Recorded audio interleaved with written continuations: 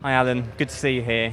First off, what are the team's hopes here in Baku? Where do you kind of see yourselves in the pecking order? Well, we had a good FP1. I think we finished 9th and 10th. Williams look quick, and again, this is a track that coming here, we thought would suit them. They went very well here last year. It's low downforce. We saw in Monza in the race, Alex was very quick.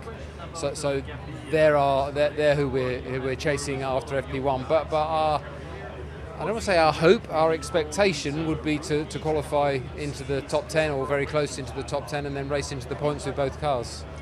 A couple of months for you now, I think, in the job of team principal. How are you finding it, and how is it kind of comparing to what you've done so far in your long history in F1?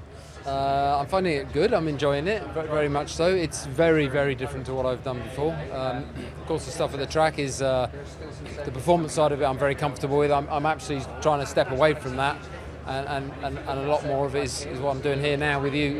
Is talking to media, press conference, talking with sponsors and partners, and that sort of thing. And then away from the track, it's much more about a broader management role, managing the two big facilities we have, one in the UK and one in Faenza in Italy.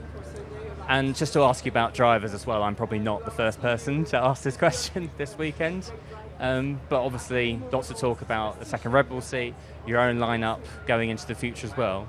Can you just explain if there's a sense of timeline as to it all, when a decision might be made, and is it trending towards Isaac getting the shot, and is there maybe a chance that Yuki has a place back at Racing Bulls if it does prove to be sort of the end of the line for him at Red Bull for this season?